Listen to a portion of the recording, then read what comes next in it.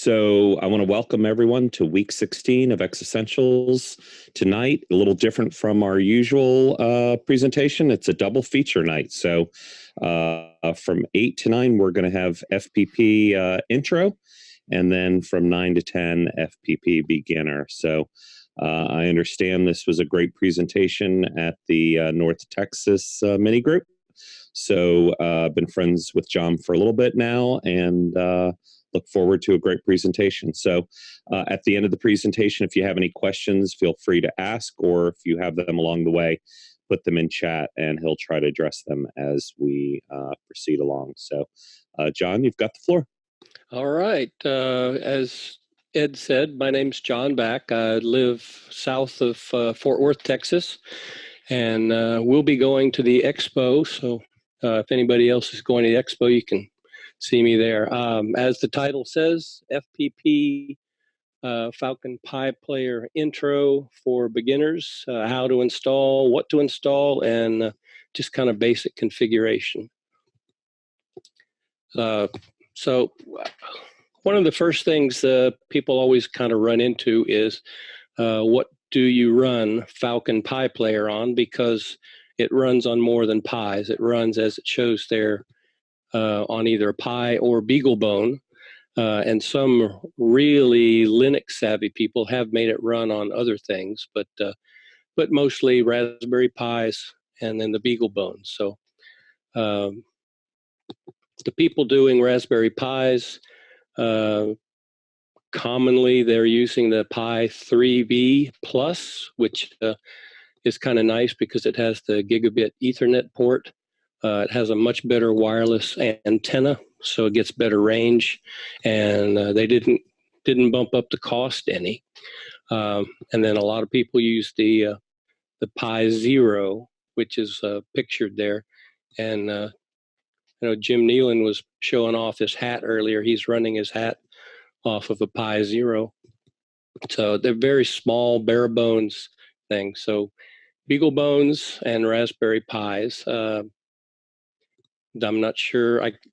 Depending on what you're doing with them, it depends on what you'll pick. So I'm going to talk about both. So the next, I'll show a picture here of the BeagleBones. Basically come in 3 flavors. The one there at the bottom left is the BeagleBone Black, and it's not just because it's darker, it's just its designation. It has a single Ethernet out, it has a single USB port, and it has those two, well, both of them you can see have those 2 rows of pins for general purpose inputs and outputs.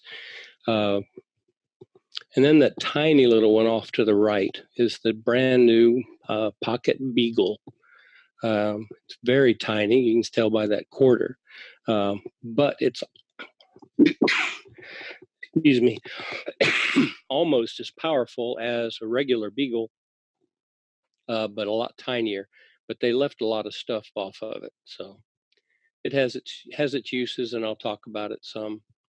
But the great thing about the BeagleBone, and I'm pretty sold on BeagleBones, I use quite a few of them, is while it doesn't have as fast a processor as the Raspberry Pi, it has 2 coprocessors that it uses to run the input and output.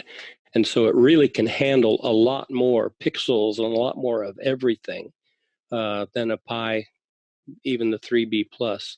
So technically not as fast, but has a lot more capability. So you can read the screen there, but I will mention that the BeagleBone Green does come in a wireless version, but do not buy it. Don't be tempted. A lot of the capes that are made for it will not work right on it. So there's a BeagleBone Black with wireless, the BeagleBone Green, don't buy the wireless, and then the Pocket Beagle. Next slide then. So Falcon Pi Player, it's been around for quite a while now. I think I've been using it for maybe 6 years, something like that. Ran into it a long time ago. Current version is now up to version 2.7. And if you keep updated, it's a version 2.71. So that's the latest. It just is continually being updated. And I don't know how many of you may still be hanging on to the older 1 point something versions. Honestly, I guess if it's still running and it's stable for you and you just don't feel like upgrading, I guess I can understand that. But I highly recommend, there's a lot of new features in the version 2.7s. Also, installation is a lot easier now. As it says in that third paragraph, all you do now is you just download an image file, or it's a zip file, and you open the image, write it to a brand new SD card, micro SD card, and it just runs immediately. It used to have to go through and do an install and connect to the internet, but now it pretty much just runs. And so it's a whole lot easier. And that's for both the Pi and the Beagle. At the bottom of that screen, it shows the github.com address. And that link there will take you right to where the latest files are. So for the BeagleBone and the Pi, that little picture there shows that the BeagleBone has one particular image, the top one, version 2.7, and the Pi has its own image. There used to be a second BeagleBone version, but that's not really it being issued anymore. For those of you who know anything about Linux, one of the things they've done to improve the stability of the whole thing is they use a Linux partition called ext4 for the formatting. And what that's good for is it survives power outages so much better than it used to. I still run into people who, instead of doing a shutdown through the screen, they'll just pull power. And 9 times out of 10, that'll survive it. But every now and then it'll corrupt the image. But this new ext4 partition is much less sensitive to that. So you get away with it maybe 20 times out of 21. So anyway, it's always best to do the actual shutdown. Well, when we take a look at a screen later, you'll see it if you're not already familiar. As far as putting the image onto a micro SD card, highly recommend this, add that last paragraph. Make sure it's a class 10 micro SD. And while you can do it on a 4 gig, I don't recommend it because that's right at the margin. But 8 gig works pretty well. But just go ahead and bump it up to 32 gig because there's very little price difference between it.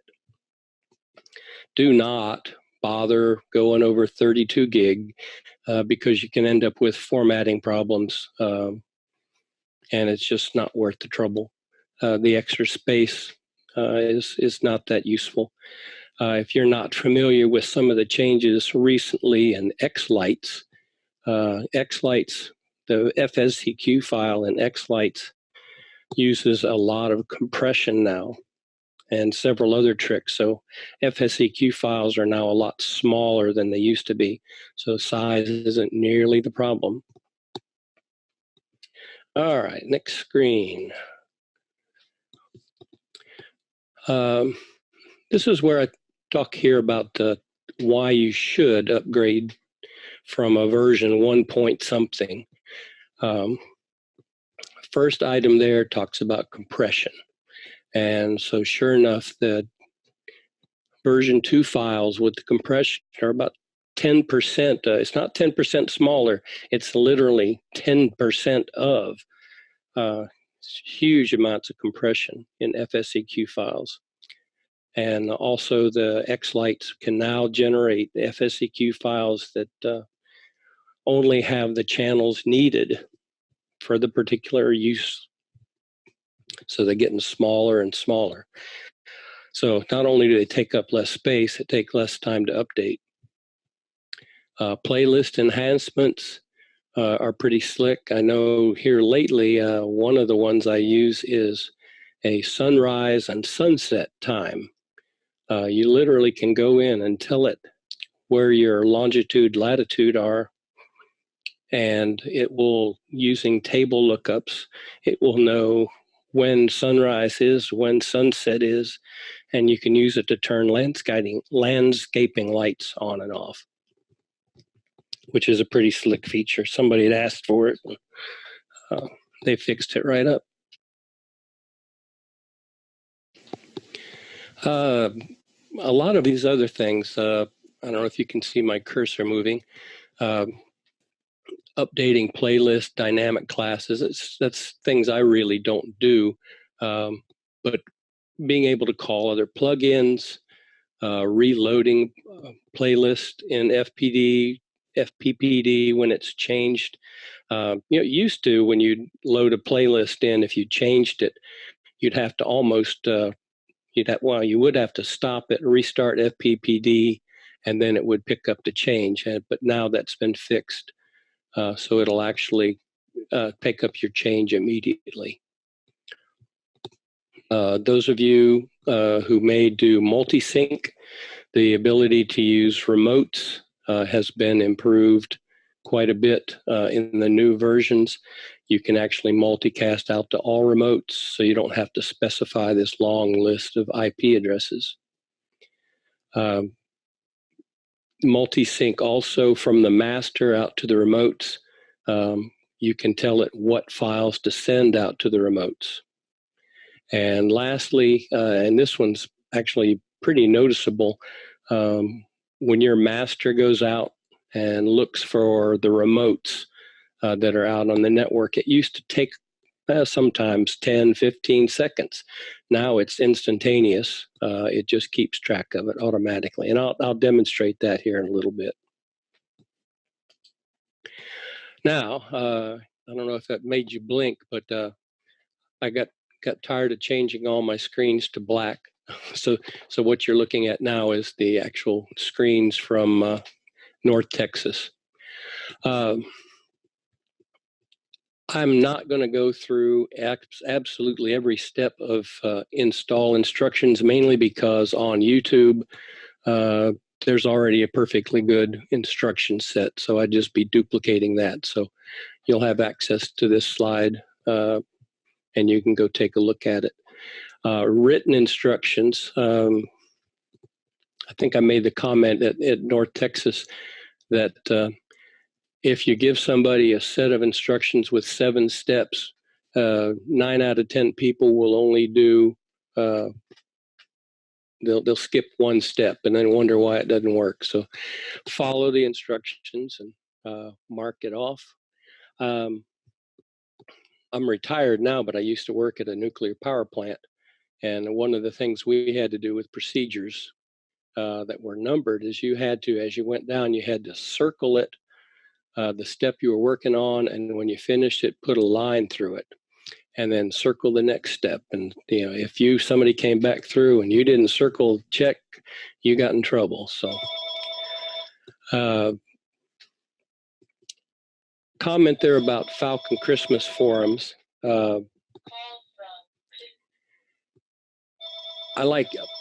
Some people like the Facebook forums, some people like the regular text forums. I'm more of a fan of the text forums, and they're very, very searchable. So if you don't have an ID on the Falcon Christmas forums, it's at falconchristmas.com. You might want to take a look there too. All right, now this is where we actually finally start talking about installation.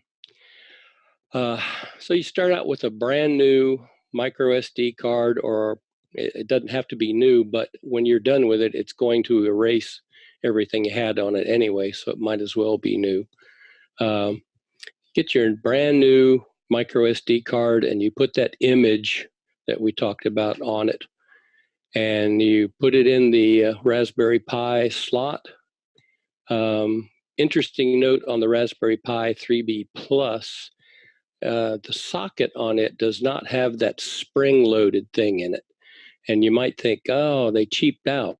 But honestly, it saved me several times, because on the ones that do spring load, frequently you'll bump it and it'll pop out, and then it won't boot because you don't realize you popped the card out. On the 3B Plus, you'll never pop that card out accidentally. It just kind of stays in there until you pull it out. So I don't consider that cheap. I actually prefer it. So you connect the power, and if you have a Cat5 cable connected to your network, not to a PC, but to a router, home router, the Pi will go ahead and get an IP address via DHCP, and you just have to give it a little bit of time, and eventually you'll come up and in an internet browser screen. Let me pull one up here. I'm gonna drop.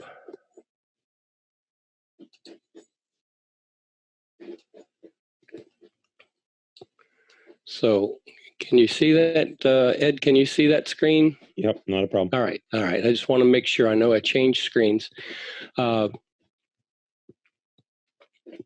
If you'll notice right up here, I'm circling where it says on my screen, Ras Pi Master.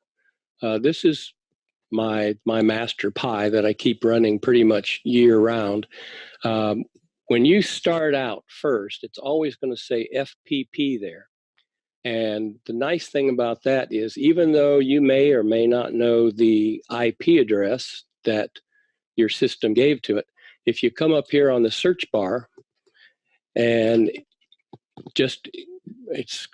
consider this as a brand new installation, if you just typed in FPP and hit enter, it's going to search. Now it failed on mine because I don't have any. But if I type in Ras Pi Master, did I misspell it? No, there it came up. That's just part of its naming system, and your network just knows the names and will look it up for you.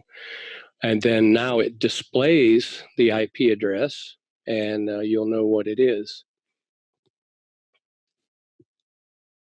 Coming back to this screen. So as it says, there's HTTP//FPP, and so it would just find it, and the status screen should open. As it John, says, if you have remotes, do you know what the naming protocol is for that? There is no naming protocol, but that's a good question. Two things I'll mention about naming. First is, as soon as you get one configured to where it's working right, give it a unique name, whether you want to call it Bob or Sue or garage door or roof or something, but give it a name other than FPP as quick as you can. Let me show you how to do that. To change that FPP name, the easiest way is to click right there. Normally it would say FPP, click on it, and then you come down here, and for host name, you would just type in whatever new name it is and click save, and within seconds, it's saved. And next time you reboot or restart FPPD, it'll give you that new name there. Just for fun here, let's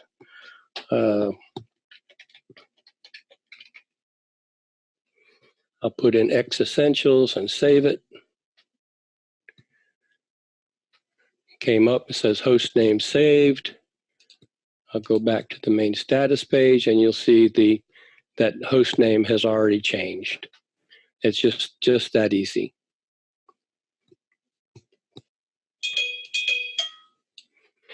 If your Pi has wireless capability, and most of them do, the 3B and the 3B Plus do for sure, or if you have a wireless dongle already attached, you do not need to connect to Cat5 first.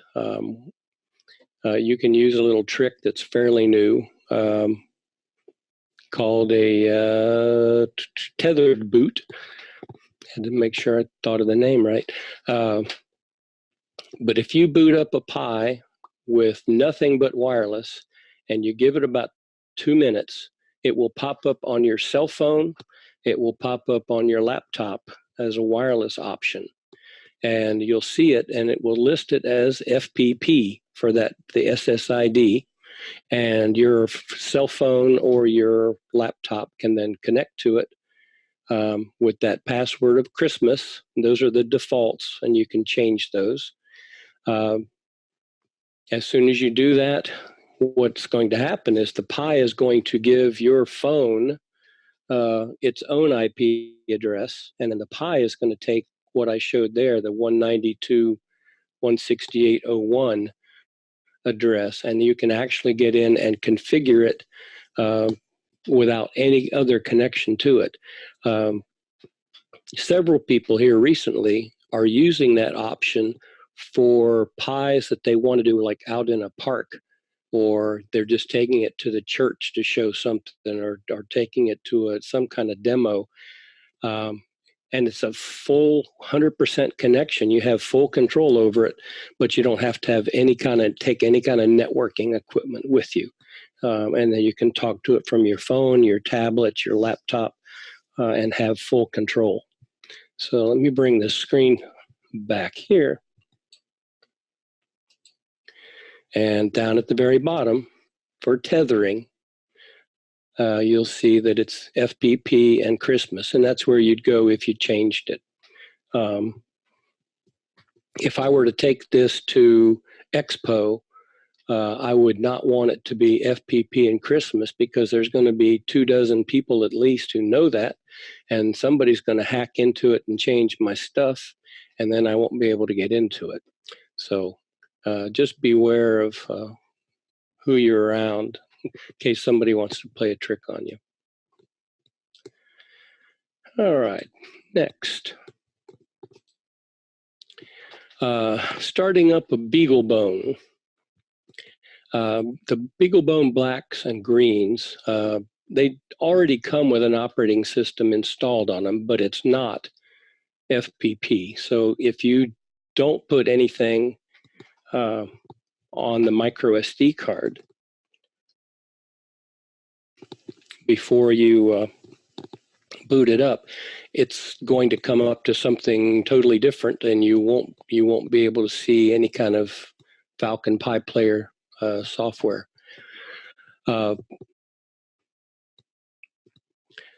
There's also something in there called the eMMC, which I forget what the little e is for, but it's internal memory, and it's flash memory. I believe it's either 512 or a gig, maybe even 2 gig on some of the newer ones. But it's a significant amount of RAM, and you can actually put the entire Falcon Player software into that memory if you want, and then you wouldn't have to have the micro SD slot. That used to be the way most people recommended doing it. Those of you who follow much on Facebook or the Falcon board know Dan Culp, who's one of the leading BeagleBone programmers. He pretty much has stopped using eMMC and just uses the micro SD card. And I've been following his lead, and it's been I don't have to worry. It's very slow to program the eMMC. Takes sometimes 20 to 30 minutes before it'll program. So the advantage to it, there is a slight advantage, is it will boot up probably 15 to 20 seconds faster from eMMC versus micro SD. And sometimes that depends more on the quality of your micro SD card than anything else. But as it says there, if you put in a micro SD card and it does not boot from the micro SD initially, you have to hold down the S2 button while applying power, and then hold that button down until the blue LED starts cycling. It looks like Cylons from the various science fictions, Battlestar Galactica stuff. So cycling blue lights. So during that startup, it will overwrite any bootloaders, and from now on, everything it's upgraded. And we're talking with version 2.7. So step number one is basically just like the Pi. You put the card in the slot, Cat5 to a router, and use that HTTP to FPP, and that lets you get into it. But this is a pretty slick alternate to it, and I use it quite a bit. Number two, if instead of powering it from just a micro USB or a mini USB connector, 5 volts, you can power it from a USB data cable straight from your PC, your Mac, your Chromebook, and it will actually boot and become available at either of those two IP addresses there. Again, no wireless would be needed, no Cat5 would be needed, and you can do a full configuration from there and configure your wireless and configure your network, all while you're doing that. The only disadvantage to step number two is you can only do it to one at a time. So if you had 3 BeagleBones, you could do it to the first one, but you're going to have to shut it down before you do the second one, or the two will conflict with each other. And then the third would conflict even more. So you just have to do them one at a time. And it's just for startups and configurations, or for troubleshooting. I took a BeagleBone one time to a show, and it just refused to connect by any other means other than finally I hooked up a cable like that, got into it, and was able to fix. I had a typo and was able to fix the typo and reboot it, and everything was fine after that. But if I hadn't had that cable, I would have had trouble. A sip of water there. All right, am I going too fast? Nope, you're fine. Okay. Briefly mentioned this earlier, as far as naming FPPs. You do want to give it a name. You want it to be something unique, but don't give it weird names with lots of funky characters in them. Just use just text, text and numbers. You can call it Roof 1. You can call it Backyard 7. Whatever you want, but as it says, avoid non-alpha characters because it can confuse your network. Some things they just keep it simple. It doesn't like space as much either. So just keep it simple, but do make that change. You will run into conflicts if you put 2 or 3 or 4 FPPs on the same system and they all have the same name of FPP. You'll never know which one you're looking at. So change your names. Now, once you get everything booted, you've got to figure out where are you going to store things. And when I say store things, you've got several things that the FPP needs. First, it needs to be able to store its configuration data. Things like what's your time zone, what's your, well, let's take a look. I'll bring that screen over.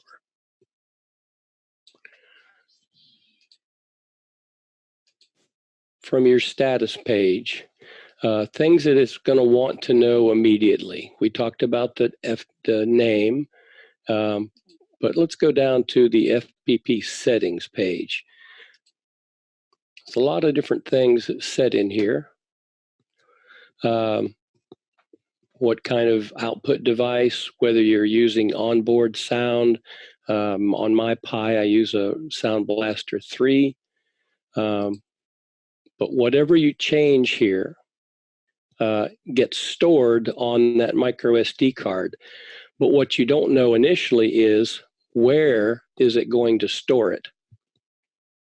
So this line right here, external storage device, that line right there that's highlighted, you'll have choices when you do the drop down. Now for me, my particular Raspberry has no flash drive attached.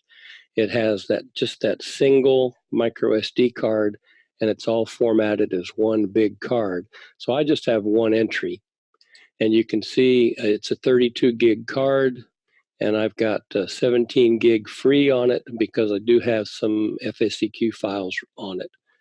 But 29 gig free, part of it's been used up by the operating system, but the rest has been free for me to use.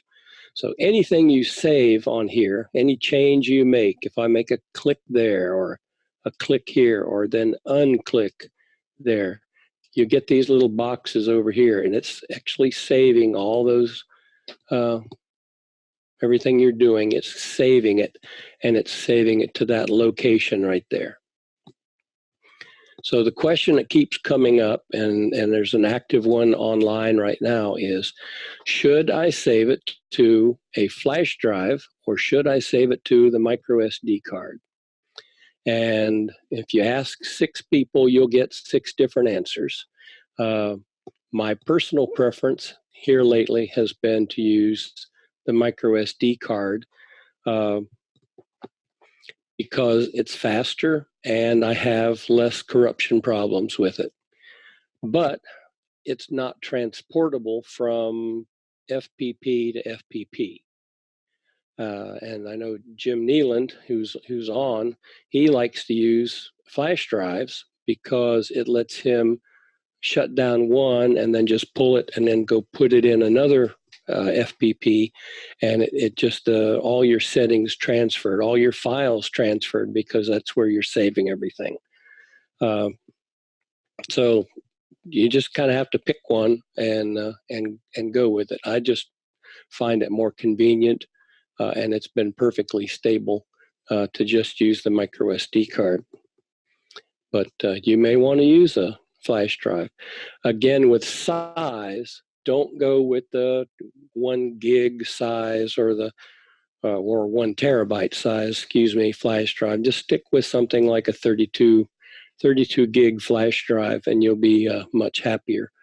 One of the options, if you do use flash drives, is whether or not you are going to format it. Oh, let's see.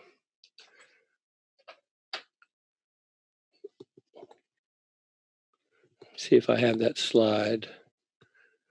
Yes. Let me go back one. For your flash drive, you'll have a choice of either formatting it as ext4, the basic Linux unit, which is very stable, or you can format as FAT32, which is very common for Windows devices, which means that if you formatted your flash drive FAT32, you could actually take it out, put it in your Windows PC, and be able to edit it there. If you did it with ext4, most Windows machines are not going to be able to even open it. They'll think it's blank. So if I was using a flash drive, I would probably use FAT32. But on the micro SD cards, I'll use the ext4 formatting. So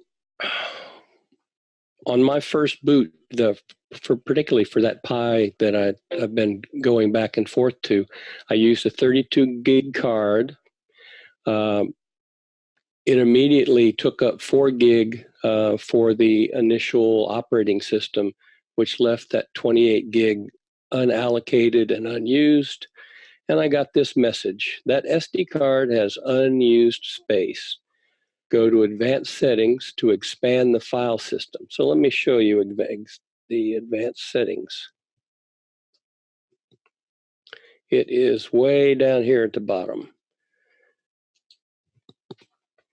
And now honestly, it's not going to show it because this is not a brand new install, but it would have been an option right here. As instead of these 4, it would have had a 5th option there to expand it all the way out.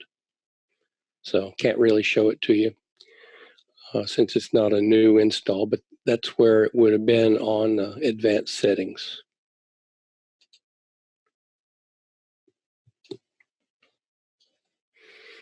But and this is what the screen would actually look like: grow file system, or you could do a new partition, your choice.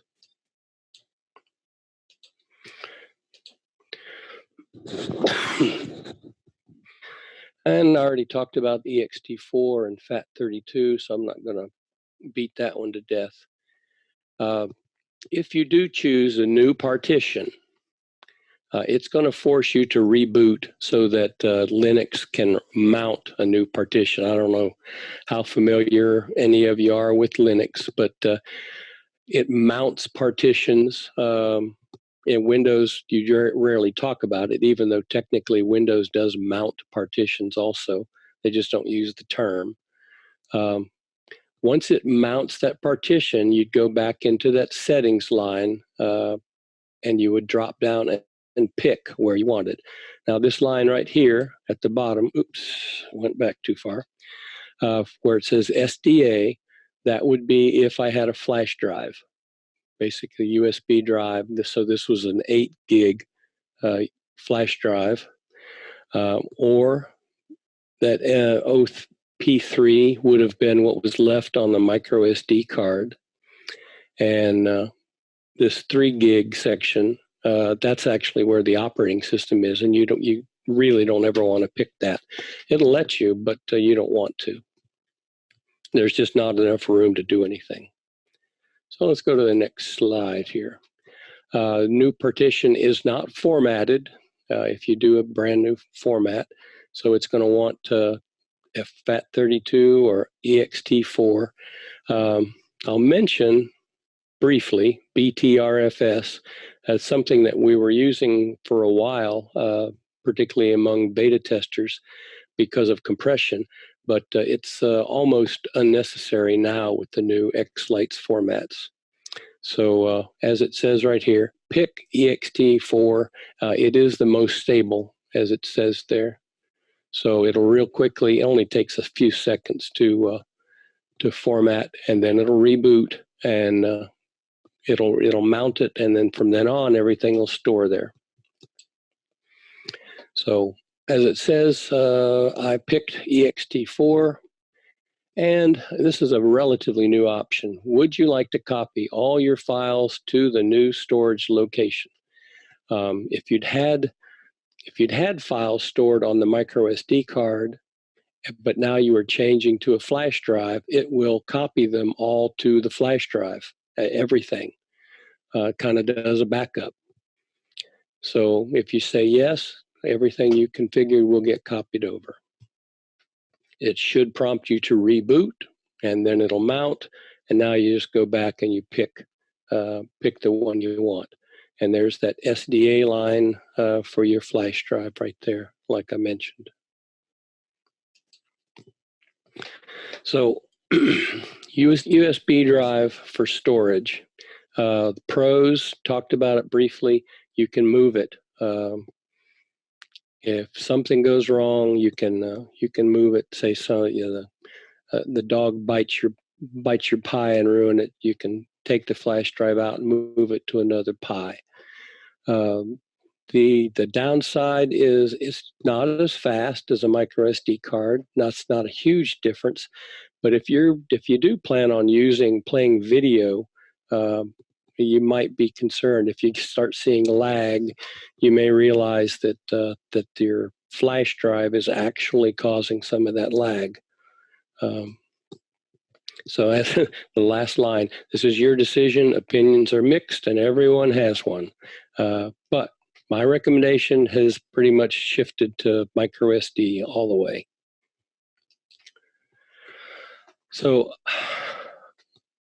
on the FPP settings page that I brought up, this is just a screenshot of it. You've got a lot of things. I don't know how many people ever hook up a monitor to their Pi. I don't anymore. Some people do, but if you had a computer screen attached and you check that top blank, it will not write anything to the screen. You can force the HDMI output, audio outputs. A lot of different people will try different audio outputs. So if you have trouble with audio, you can come in here and try picking different options and get your audio working. Video output devices. Normally it's HDMI. I'll bring back the other screen here. You can actually see, in my case, new feature is if you have matrices, one or more matrix, instead of outputting just to HDMI, it will actually try to output it to a matrix. Here in this case, I've got a matrix defined that's 40 by 30 pixels, 1200 pixels, and it would actually try to send that out to that instead of to a screen, a video screen. Or these are defined P10 panels that I have for my master. So it's kind of a new feature that lets you output. It will try on the fly, if you wanted to. You could play an MPEG file, an MPEG video file, and it will actually try to output it straight to that matrix without you doing any kind of other translation. It's a little slow, but it does do it. For your OMX, for your output, you may want to, particularly if you're using a projector and you want sound and video on a projector, you can tell the audio to go out to HDMI instead, and your sound will transfer out to your projector. Audio output device. The Pi has internal audio or onboard audio, and kind of the thing a lot of people have done lately is they'll use the Sound Blaster 3 because the sound is a little bit better. But the main reason people are using the Sound Blaster 3 or a USB audio is if you put a Pi cap on a Pi, it disables the onboard audio. So you almost have to, if you want audio, you're going to have to put in a USB. Hang on a second, I take a sip of water.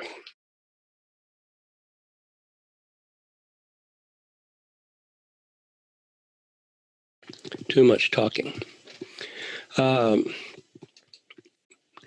like to change the color,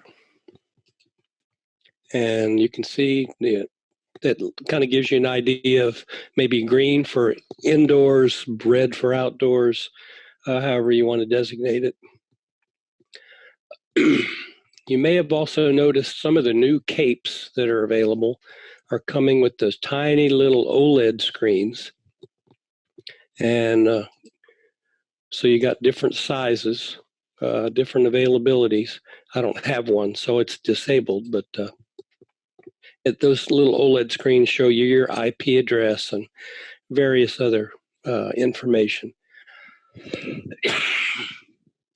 Now, logging. This question always comes up. Should I have any of these checked? And I can almost guarantee you that no, you'd never want to check all. Because if you do, and you leave it that way, it's going to fill up your micro SD or flash drive with a whole lot of log files and slows down your access. So generally, you just leave it all unchecked unless you're having trouble. And then you might want to come in and do most let it run for a while you're having trouble, and then you can send the log files off to be looked at. And I'll show you that. Let me show you the log files. If you are having trouble and you want somebody on the Falcon board to help you, I don't think the Facebook board will do much for you, but the Falcon board would. If you go to Content Setup and you go to File Manager, go over here all the way over to Logs. These are your logs. If you're having problems and you've had the log files checked and they were running while the problem was occurring, you can click this zip button and it will collect all of the log files, zip them together, and then give you a name, and then you can submit that to the tech people on the Falcon board. And when they get a chance, they'll look at it, and usually they'll find the problem pretty quickly and get it fixed. So let's go back to the screen. So finishing up, basic setup.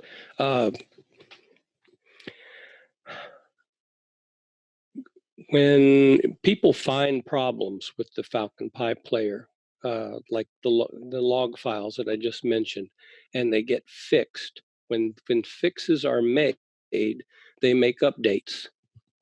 Sometimes the updates are kind of marginal. Sometimes they're pretty major.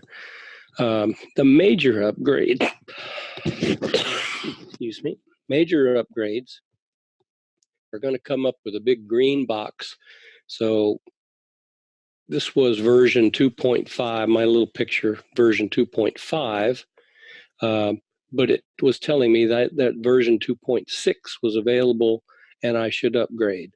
Those people who had version 2.6 recently, if you go in, it's going to tell you have a version 2.7 upgrade. So you don't have to do a full reimage, but you just click the upgrade, and you may have to click more than once, but ultimately it will upgrade and reboot, and you'll be running the latest version. Right here, I used the word branch. This is the version 2.5 branch. There's also something that a lot of us use called the master branch, and that's where all the beta testing is really done. So if you ever see anybody talk about master branch, the people who do that generally like to live dangerously, but they also get to see the newest features. So, but most people do not run in master branch. Make sure you set the correct time zone. That's real helpful if you do submit log files, because otherwise the times are all wrong. Let's see, this concludes session one, but wait, I got one more thing. Yep, updating software. When you do get updates, check this page. Let me bring this back over again. Anytime you want to see if updates are available, you can see this. I'm on master branch. If you click right here, it'll come back and it'll tell you what your local version is and your remote version. And if they match, there's no updates. If they don't match, then there are updates, and you click the manual update and get the latest update. Some people do not like to ever update. They, if it's working, they don't update, especially in December. They might talk to them in October, maybe they will, maybe in November, but certainly not in December or January. Me, I update. If an update comes in, I pretty much will. So personal preference. And this kind of, I briefly talked about this on the BeagleBone, whether you should go with eMMC or not. As it says, opinions differ. It takes a lot of time to reflash. So I have seen it take 60 minutes. So it can take a while, but they're in red based on feedback from Dan Culp. I do not put the OS onto eMMC anymore. And that takes care of the intro session. So now we can go with questions. Okay, Going so back to the SDA one not mounted when you have all your stuff on a USB stick. Okay, on FPP settings here. Yeah. And I'm still on 1.9 because I made a new micro SD card with 2.x. I don't know, it was 3 or 4, and yeah, I got down to the SDA one not mounted, and then I couldn't. I knew enough Linux to go in and try to mount it and keep it persistent over reboots, and I was never successful in getting rid of the not mounted page or the status. And I gave up, went back to 1.9. How do you? Oh, well, my guess would be if it wasn't mounted, if it says not mounted, and then it refused to actually mount on a reboot, is that for some reason it wasn't recognizing the format. But it works fine with 1.9. I mean, it's the same USB stick. And it's FAT32. I don't know if it has to be ext4 or not. No, it does. It does not. It'll recognize either way. It's possible. I ran into this with one other person. Their flash drive actually had 2 partitions on it. They didn't know it had 2 partitions on it. And 1.9 ignored the first partition, and 2.6 saw the first partition and would not boot to it, would not connect to it. So I know you probably don't want to reformat that flash drive because you got data on it. Well, I bought 3 new flash drives and formatted them all and copied everything from my PC, the playlist and so forth. And 1.9 read it fine, and 2X never would mount it. So maybe it's fixed in the latest 2.7. I'll try it again, but no, there hadn't really been anything related to that that's changed. What size are they? I think they're 8 gig, maybe 16. Okay. Yeah, they're not super big or tiny. All right, because I've seen that problem when they were too big. Yeah, no, it's a 16, I think. Well, honestly, I wouldn't have noticed it lately if that's a problem, because I haven't been using any flash drives. So I may not be the best help for that one. Well, yeah, thanks for the input. I was just wondering if it had anything to do with FAT or ext4, but No. the fact that it did work well with 1X, and it just wouldn't work with 2. I would not use ext4 on a flash drive for me, because I'm a Windows user and my Windows machine can't read an ext4 format. So I would have used FAT32. Yeah, and I do that because I do back it up from the stick to Windows, and then if anything goes wrong, I can just copy it back. But I'll give it another shot. Okay, try one thing though. When you put it into your Windows PC, does it ever pop up and say, "We found an error. You need to, you should scan for errors"? Yes, that sounds familiar. Okay, there is a problem that they have occasionally with what's called a dirty block, and if the Falcon Pi player sees what's called a dirty block, which means it wasn't removed properly, it doesn't always want to mount it. So run a scan disk or error check on it, and then try it again. Well, that's a good idea. I did, instead of doing a quick format, I did the long format, which seems to go out typically and mark bad blocks. Yeah. But I didn't try a check disk. That's a good idea. I know it's called bad blocks, but it's not the same kind of thing as an actual bad block. It's just more of a bad bit that it sets. It's a flag. It's a little corruption that thinks dirty bit. Yeah. You search for dirty bit. Dirty bit. I think that's the term I was looking for. That's the most logical explanation. Yeah, I'll try that. I've also had some issues in the past where as soon as I change that external storage device, my whole system just crashes, and I cannot get it to restore. So I've had to go back and re-image the thing a couple times, and I can follow the same steps through, and maybe about the second or third try through, all of a sudden everything works great, and I can finally get the external storage set up, and then from then on, everything else is perfect. Yeah, and I think it's John, that was you talking. Sometimes the reason it'll do that, where it's just doesn't act right, and then all of a sudden does, is it's been trying to recompile certain files, and eventually it gets the correct version from GitHub and does recompile them, and then all of a sudden everything works great. So I don't know whether you normally have your FPP connected to the internet 24/7 or whether you occasionally do, but yeah, never. For me, that was only the first time when I was trying to set up a brand new one. The people I run into that seem to have the most problem with that rarely have them connected to a solid live internet connection.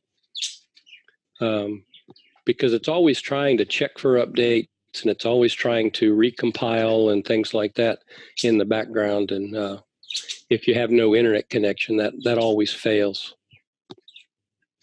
Okay, so are there any other questions? Yep, we're getting close to 8.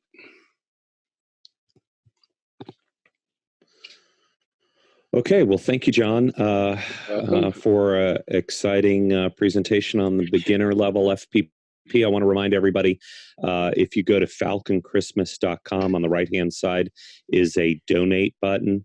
And please remember the developers of this great software that we generally use either with our P10s or for running our shows. So that's Captain Murdoch and Dan Culp, I think, are the main 2 developers. So please recognize them if you can at all with any donation. So we're going to end this presentation, and we're going to start the next one in about 2 or 3 minutes. So okay, that gives me time to go get a soda.